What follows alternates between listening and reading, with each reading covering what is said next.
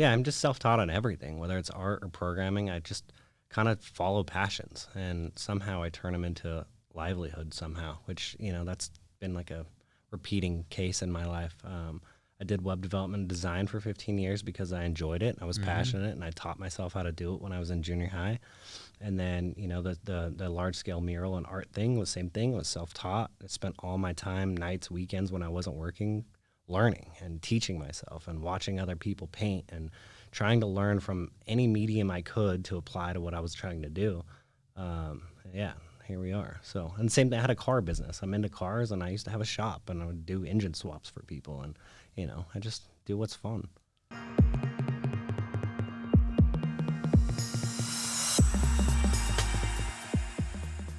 Welcome to Motivational Mondays, a conversation with David Ibarra, and today we have as our special guest, Shae Petersen. Welcome, Shae. Thank you. Good to be here. Now, we're going to talk about something really unique. Unique maybe to other people, but not to me, right? Well, no, it's definitely not unique. You're an artist to the 10th power. Thank you so much. Tell us about an artist, and what is your method of painting? So I primarily do large-scale murals, in which I use spray paint and spray paint only. Hence the two cans in front of you. Correct, yeah. Straight from Spain, these guys come from, so. Now, you do big murals using spray paint, and anybody that has seen your work across Salt Lake City for sure would have never, ever imagined how in the world can you use a spray can to make the kind of art that you've made. Can you tell us about some of the work that just stick out, and tell us about how you designed it, how you decided to go about it, and then more importantly, the production of it? So I kind of have a little bit of a graphic design background. So everything I design is all digital. I use Photoshop and kind of mock up the designs based on the client requests, and then kind of superimpose it on their wall before it's, obviously painted. As far as the process goes, I mean, there's a variety of different techniques I use to kind of get scale and things like that. But the spray paint itself, I mean, that's the only thing I know how to do. Like, I don't know how to use a brush. I don't use airbrush. It's kind of just, years of practice to get to the point where I am right now. There's not really like a trick or any technique I could tell you to get to this stage. It's just, for me, it was just like a lot of hours to get here, Now, how large is your largest mural? I think the largest one currently is 85 feet by 60 feet, I believe. There's a couple that are very close as well. Wow. Yeah, there's some big ones. Where can somebody see that art? That one is on Hardware Apartments specifically, and then I have another one on Paperbox Lofts, which is right next to the Delta Center, and that's another large one.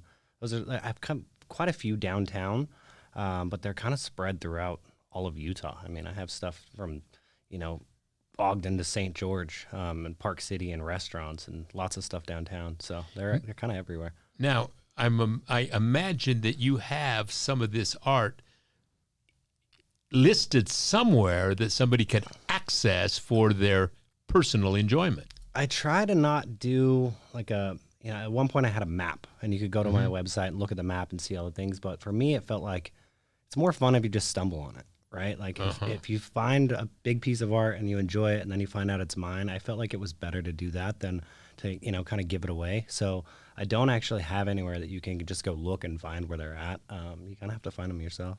So. Great. Do you have a site that is your personal Instagram or that shows you at work? Yeah, I have Instagram, which is just SRIL Art, and it's SRILART, and then same thing, SRILArt.com. It kind of has like a portfolio and some different things that I highlight that I really enjoyed. But yeah, Instagram's always something new on there. Well, I guarantee the listeners today, if they go, they'll be shocked of what you can do with some spray paint. I hope so. I mean, it's always fun to see people's reaction to the art, right? Now, I want to know a little bit about you as an individual. Tell me a little of your story growing up, and tell us about you.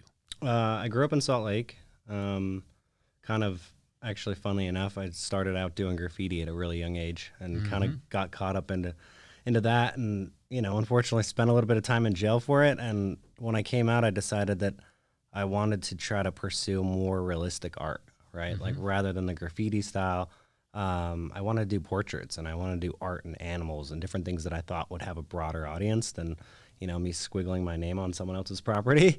So yeah, that's kind of where it started. I had heard there was a story connecting the two, because my question is, most people are not really excited about seeing anybody with a hoodie and a spray can. Yeah, typically not. I mean, it's interesting because when I first started, I mean, I've been doing these murals, especially in Salt Lake, for a long time, right? Like 10 plus years now.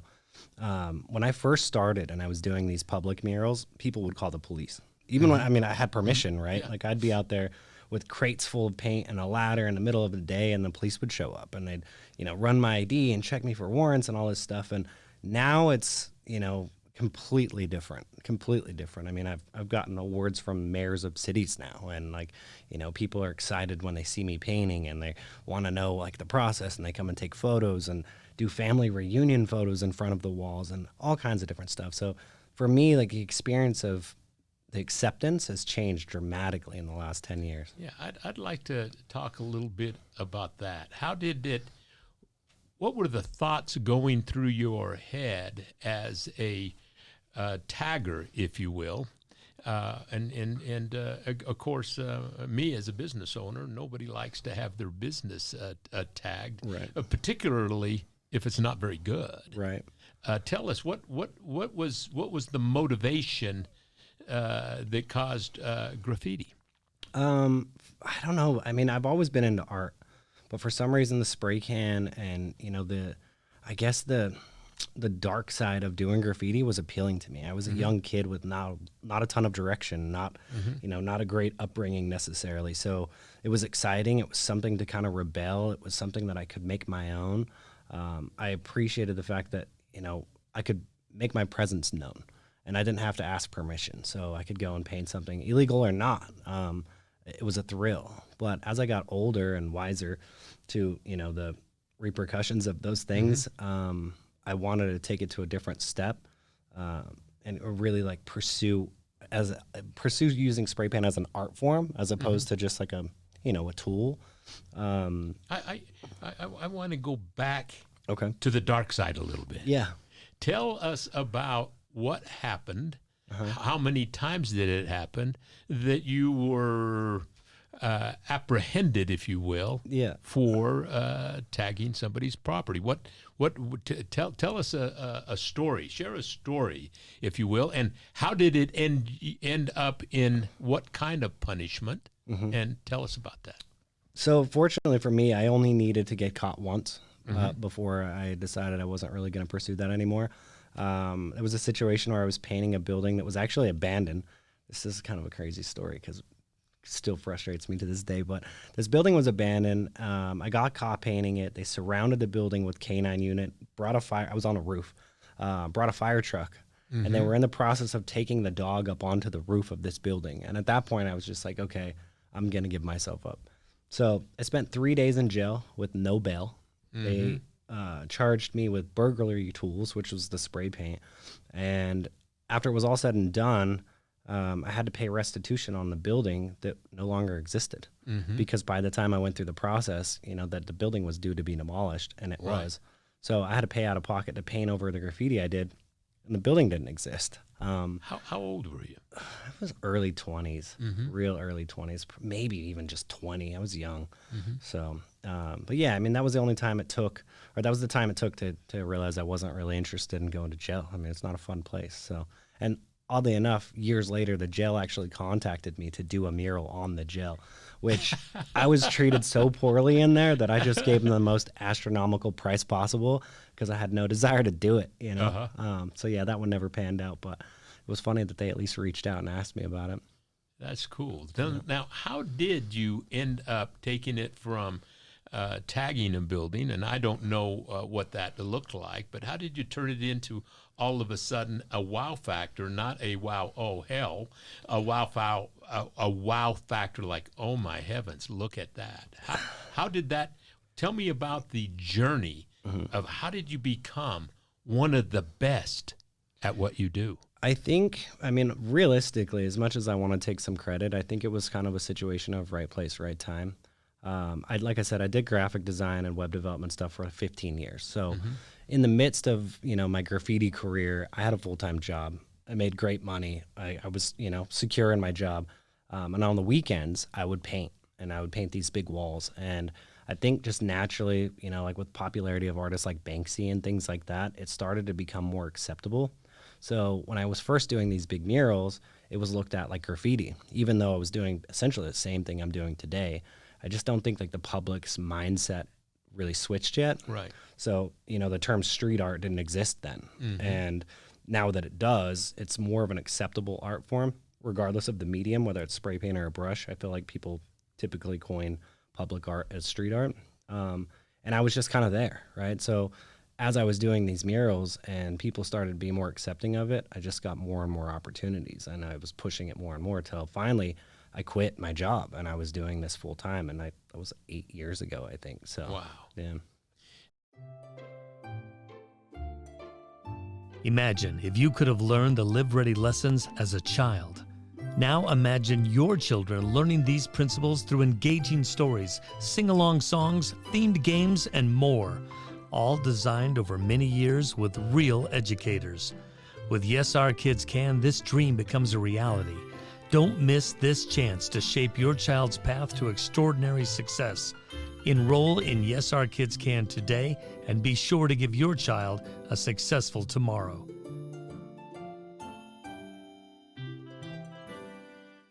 Now, I normally frequent the Oasis Cafe right around the corner from my office building here. Right. And I noticed that past County Mayor Peter Caroon is building an apartment building. And on the side, I believe it's the south east corner, all of a sudden there started to be a mural appeared. Now, tell us about that, because it's yours. Yeah. So that one I just completed. Peter reached out to me a few months ago. Like you said, he's starting this apartment project and had a space and wanted art. And I met with him, and we kind of came up with the concept, and we had to have it approved through, I believe, the RDA because of some funding situations, or they're supportive of murals in Salt Lake. So, and once they approved it, we were off to the races and knocked out a big mural for him that is, something that he likes and that I think the community will like. And it was a good one. It was fun. How long did it take you from start to finish to do that art? That one's tough. The tricky with that one, or the tricky thing with that one, is I was doing 2 other projects at the same time. So sometimes it gets like that. But I think I probably have somewhere around 40 hours into it, I would imagine, maybe a little more. It went pretty quick. It was, sometimes they go smooth and they cooperate with you, and other times they don't. And you were doing 2 other projects. What were those projects? The other project I just completed is a private airplane hangar in Woods Cross. And that one was a massive, almost larger than life B-17 bomber scene, which I think is amazing. Like, it was so much fun. And I did some filming for a TV show. So, and what was that? It's an HGTV show. I don't know if I can really get into specifics yet. Great. So that's going to be upcoming. We'll get to be able to watch you there. Yeah, I think that airs in March. So. Very good. Very good. Strange times, right? Yeah. Now, how does it feel that everybody knows your name in a positive way? I don't. In the downtown area, I hear people, no, that's a painting by Shae, or that. Yeah. You've done how many pieces in the Salt Lake County area? I lost track, honestly. I think if I look at like the monument ones, right, like the big statement pieces, there's probably a dozen. But then there's, like I said, little restaurants here and there, and I do a lot of private homes. For me, my focus is the large-scale public stuff and the high-end private homes or private offices. Now, what would you do in a private home? I painted Post Malone's house, and he's a fan of medieval knights and things like that. So I did a huge knight scene. They're fighting, and one of the knights has a Boba Fett helmet on, and It's colored like 300, so it's all grayscale with like splatters of blood. But yeah, I mean, it just depends on what they want. I did Dan Bilzerian's house, a guy in Las Vegas, which his house is currently for sale for $25 million. It's a giant underwater scene, so sharks and octopus and blowfish, and I mean, yeah, that thing was intense as well. We had to cut a hole in the wall on the side of the building to get a boom lift in there, and yeah, it was a big one. That one spent about a month out there in Vegas, just kind of going to town on it. So yeah, it just depends on the client and what they want. Post Malone, yeah, it was an interesting one too, because at the time he just had an album come out, and I'm a fan, so it was weird for me because I was in his house listening to his music, and I kind of felt like I was an imposter. I was like, if someone heard what I was listening to on my headphones, they would think I was doing it just because I was there. When the reality is, like, I loved his music. It was pretty surreal, which I try not to use that word. Now, did he interact with you and get involved with the look and feel, and exactly you had to have interviewed him as to getting the image out of his head and into your head, and then onto a screen, and then onto a wall. Right. He was actually a unique situation because he was on tour at the time, so I didn't really interact with him that much. When he came into town, actually I didn't interact with him at all. When he came into town, I was allowed to be at the house. There was a lot of construction going on, and everyone else was not allowed to be at the house when he was home, but I was. And I just felt like to give him space, So the days that he was home, I either did minimal work there or didn't work at all, just because, I just wanted to respect his space and let him kind of do his thing. And but I spent a lot of time talking to his dad, which is, I mean, his dad's an amazing person, and it's no surprise that Post Malone has, everyone you hear that has met him or talked to him, he's a great guy, and it most likely came from his dad because his dad's an amazing person. So yeah, that's cool. Yeah, it was a cool experience. So tell me about you, and what is it that you do to relax, Shae? I play games. I mean, sometimes art in itself is relaxing. Play with cars, go to concerts. I have a lot of friends in like the music industry and like DJs and stuff like that. So there's some fun, exciting, opportunities there as well.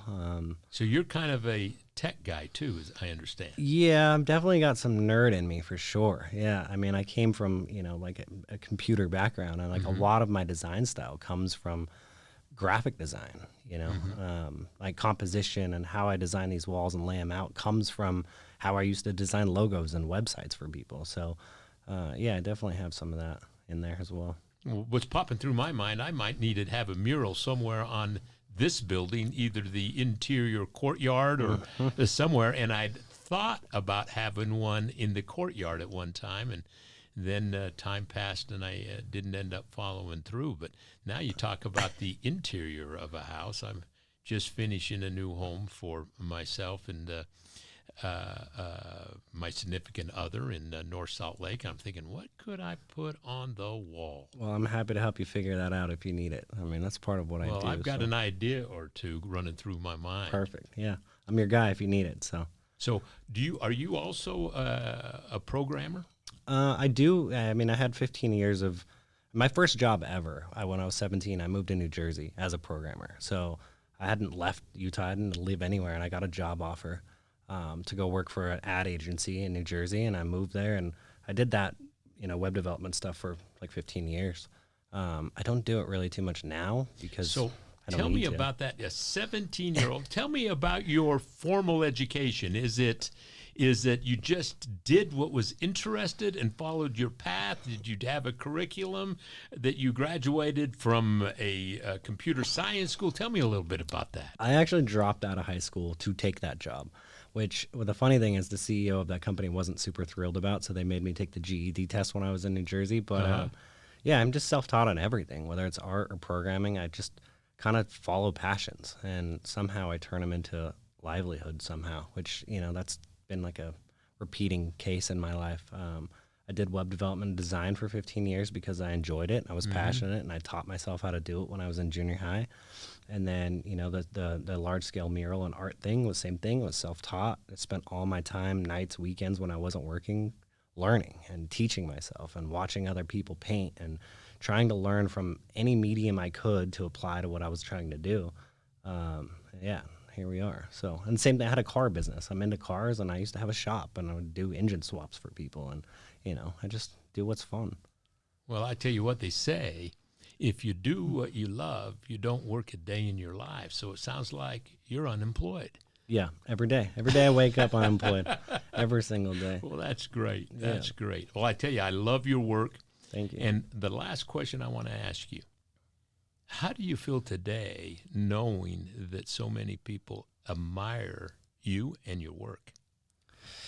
I mean, I try not to think about it, to be honest. Mm-hmm. I mean, I think it's really important to stay humble and to stay, hungry. Mm-hmm. So I don't want to sound like I don't appreciate it, because I absolutely do, especially these people that, they're taking time out of their day to stop and pay attention to something that I did, which they don't owe me that, right? So I'm extremely grateful for it. But at the same time, my goals are still bigger. I haven't done it yet. I'm not there yet. Like, there's still more to do. And, as long as I kind of keep looking forward, I think I'll be in a good spot, Well, your imagination can take you to a lot of places. And as long as you dare to think big, the horizon is always big.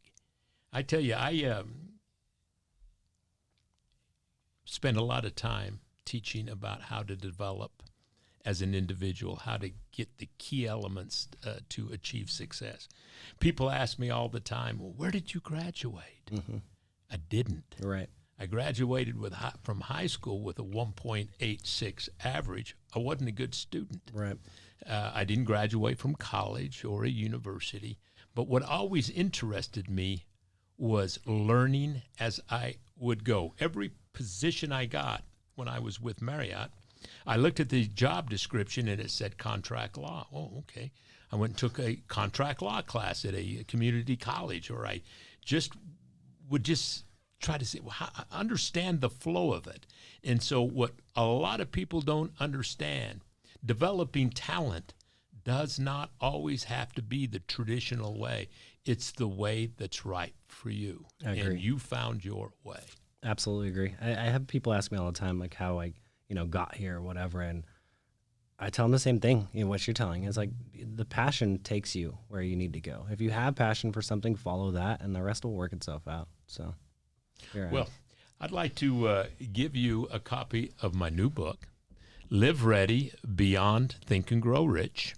This as a disciple of Napoleon Hill's Think and Grow Rich work, and as the largest licensee of his work in the world. Really? I took it upon myself to just take paper to pen to paper, and to write this story in my voice. And I'd like to give you a copy of it. And thank you. Thank you for being on our program today. My pleasure. Thank you.